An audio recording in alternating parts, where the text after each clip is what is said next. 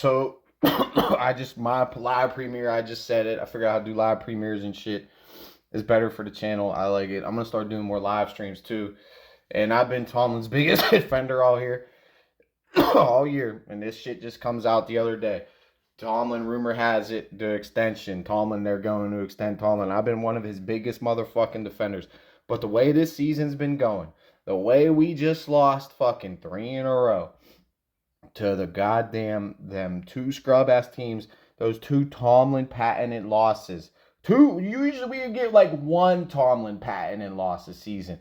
But we got 2 just geared up right in a row. 2 patent Tomlin never should have lost losses in a row. And now he is here with Mason Rudolph, the guy that he passed over for Mitchell Trubisky, the guy that he passed over for Kenny Pickett, and the guy that he's basically going to pass over Kenny Pickett now and wants to teeter-tot on this shit. After all year long, he says injury is not a reason for you to lose your starting job. He's going to go with Mason Rudolph after having one good game against a trash-ass Cincinnati Bengals defense without their starting big 200 million plus quarterback Joe Burrow in the motherfucking game. And now here we are.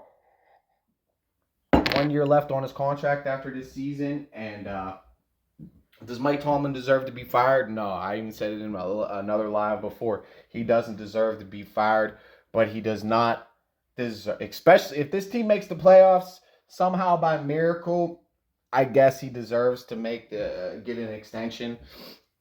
But right now, no, man. Rooney's got to put like a law down, man. They need to start laying the law down a little bit more. That's what the media's getting on them. They just let people run roughshod. And all this shit that's been going on in the locker room, this quarterback controversy, Tomlin, the question, George Pickens, wide receivers, Juju, Pickens, Antonio Brown, all these wide receivers running rampant, doing whatever they want, dancing in the locker room. When we beat Cincinnati, 4 weeks ago now, then they almost had a chance to come in our house and take us out of the fucking playoffs basically for good. They could have just ended our season in our house there. They were dancing like clowns when they didn't win anything. Like, this is the Pittsburgh Steelers. The standard is winning Super Bowls. The standard is the motherfucking standard. Tomlin says it all the time.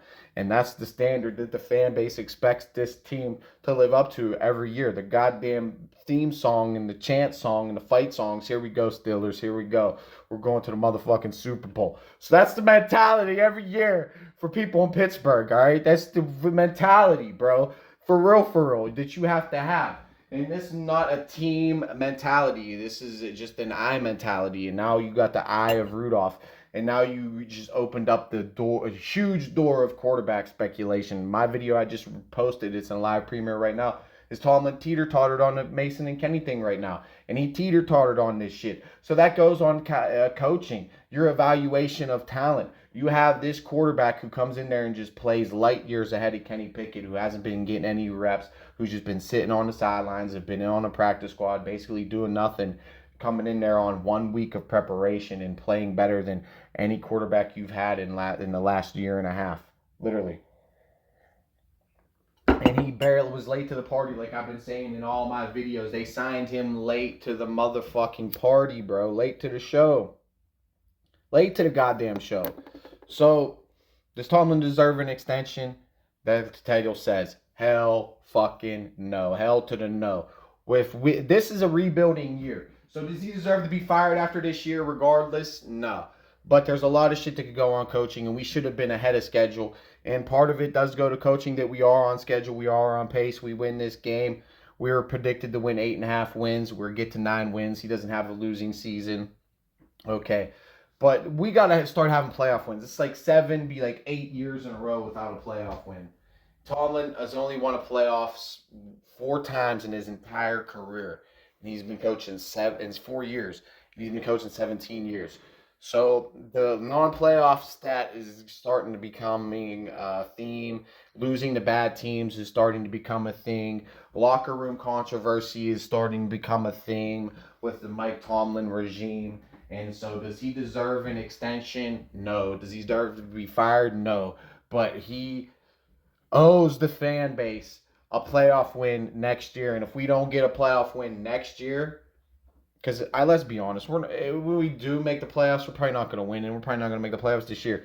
And even if we do win out, which I think we can possibly win out. I think Baltimore might not be starting their starters when we go play them in Baltimore. And even if we do, somehow, some way, we have Harbaugh and Lamar Jackson's number. The Steelers, for like the past 3 or 4 years, we've had their number. I don't know what it is. We beat them last year in our house. We won 3 in a row last year, so I think we can win 3 in a row. But we didn't get the help we needed last year. And I mean, I think the road's a little bit easier, and the way we can get help are more this year. But we shouldn't be in this position to having to need help. We shouldn't be in this patented Tomlin position of having to need help, because the games were right there in front of us that we had to take care of, that we could have got for insurance, to where, okay, we could have slipped up to Cincy. Okay, we could have slipped up to the Colts. And okay, we could have slipped up to maybe one of these teams right now if you just beat Arizona and you beat fucking goddamn motherfucking the Patriots. Or trash. Trash. And even if you let the Arizona one slip, let's just say you let the Arizona one slip, that's not the same Arizona teams, because Kyler Murray's back and it's a totally different team.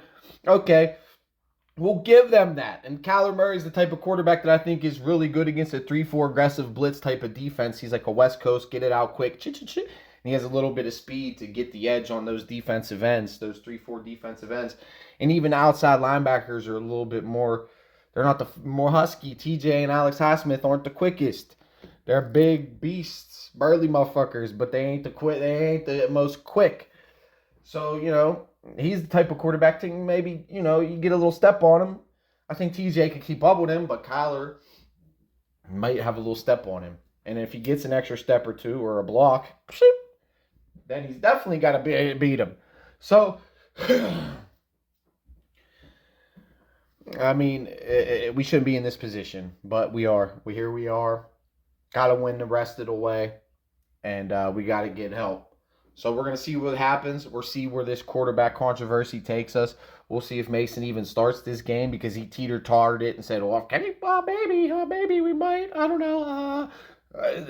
Come on, man. If that was Ben, there would be no, I don't know. Ben's playing. All right, so he doesn't deserve to be an extension. Hell to the no. And this is coming from one of his biggest defenders.